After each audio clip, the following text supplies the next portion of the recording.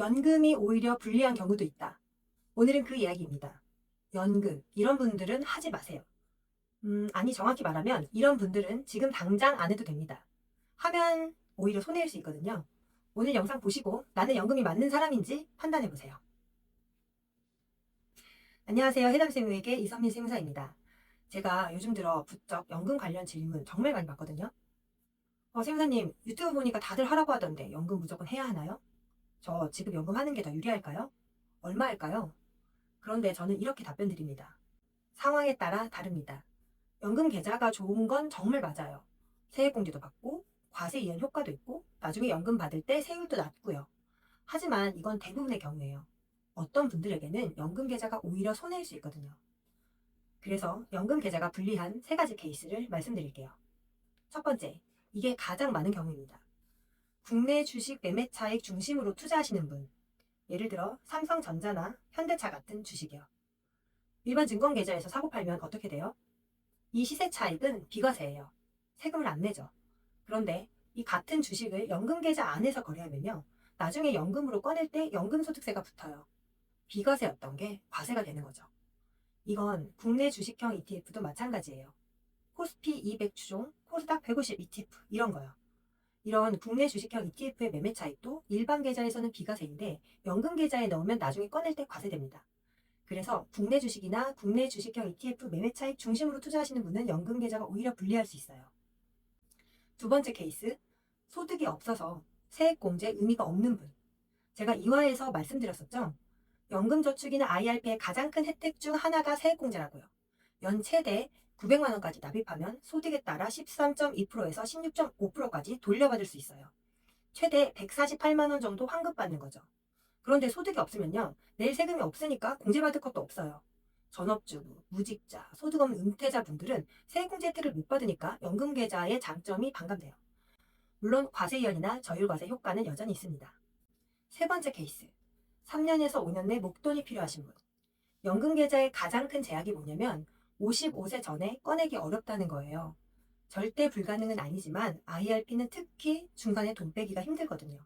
중간에 해지하면 세액공제 받았던 금액 토해내야 하고 16.5%의 기타 소득세가 붙어요.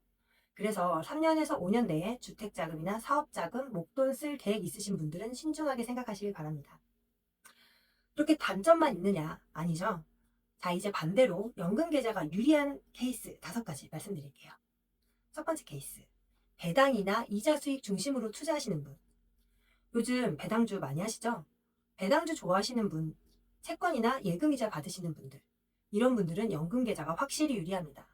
왜냐하면 일반 계좌에서 배당이나 이자를 받으면 15.4% 원천징수 발급되잖아요. 그런데 연금계좌에서 하시면요. 지금 안 떼고 나중에 연금으로 꺼낼 때 3.3%에서 5.5%만 내면 되거든요. 게다가 세금 안 뗀 만큼 그대로 재투자 되니까 기간이 길어질수록 복리효과도 커지고요. 두 번째 케이스, 해외 주식, 채권, 원자재 ETF 투자하시는 분. 요즘 해외 주식형 ETF 많이 하시잖아요.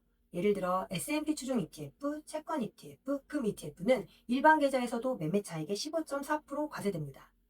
어차피 세금 내야 한다면 연금 계좌에 넣어서 세금도 나중에 내고 저율 과세도 받는 게 유리하죠. 세 번째 케이스, 금융소득이 연 2천만 원 넘는 분. 이자랑 배당 합쳐서 연 2천만 원 넘으시면 금융소득 종합과세 대상이에요. 즉 다른 소득이 있으시다면 그 소득에다가 이자 배당 소득이 합산돼서 세금 계산이 된다는 거죠. 그럼 세율이 훨씬 높아지겠죠? 그런데 연금계좌 안에서 발생한 이자 배당은 금융소득 종합과세 합산 대상이 아니거든요. 즉 건강보험료 산정에서도 제외되고요. 그래서 금융자산 많으신 분들, 금융소득 2천만 원 넘거나 넘을 것 같은 분들은 연금계좌 적극 활용하시는 것을 추천드립니다. 네 번째 케이스, 10년 이상 장기 투자 가능한 분들. 연금계좌는 기본적으로 장기 상품이에요. 1화에서 말씀드렸잖아요. 묶인다가 아니라 경로가 다르다고요. 55세까지 유지해야 페널티 없이 꺼낼 수 있고 오래 유지할수록 과세 이연돼서 복리 효과가 커집니다. 그래서 투자 기간을 10년 이상 길게 보시는 분들이나 당장 돈 꺼내 쓸 일이 없는 분들한테 유리하죠. 그리고 마지막 5번째 케이스, 세액공제 효과가 있는 분에게는 유리합니다. 특히 연소득 5,500만 원 이하면 세액공제율이 16.5%, 초과하면 세액공제율이 13.2%입니다. 연 900만 원 납입하면 매년 최대 118만 원에서 148만 원까지 돌려받아요. 여기에 나중에 과세 이연과 저율 과세까지 더해지니 확실히 유리해지겠죠? 자, 정리해 드릴게요. 핵심은 내가 어떤 투자를 하느냐에 따라 달라진다는 거예요. 정 헷갈리시면 이 표 하나라도 기억해 주세요. 국내 주식과 국내 주식형 ETF 매매 차익 중심이면 일반 계좌, 그 외라면 대부분 연금 계좌가 유리합니다. 물론 사람마다 상황과 성향이 다르니 나는 국내 주식도 하고 해외 ETF도 해요 하는 분들은 비중에 따라 판단하시면 돼요. 저는 기본적으로 연금저축, IRP는 정말 좋은 제도라고 생각합니다. 세액공제도 받고 세금도 나중에 내고 복리 효과도 누리고 무엇보다 강제 저축 효과가 있거든요. 그래서 오늘 말씀드린 특별히 불리한 케이스가 아니라면 저는 연금계좌 적극 활용하시는 걸 권해드립니다. 하지만 본인 상황에 맞게 판단하시는 게 가장 중요하겠죠? 나는 연금계좌가 맞는 사람인가? 헷갈리시면 스스로 판단하실 수 있게 고정 댓글에 체크리스트 남겨뒀습니다. 확인해 보시고 궁금한 점은 댓글로 남겨주세요. 그럼 안녕히 계세요.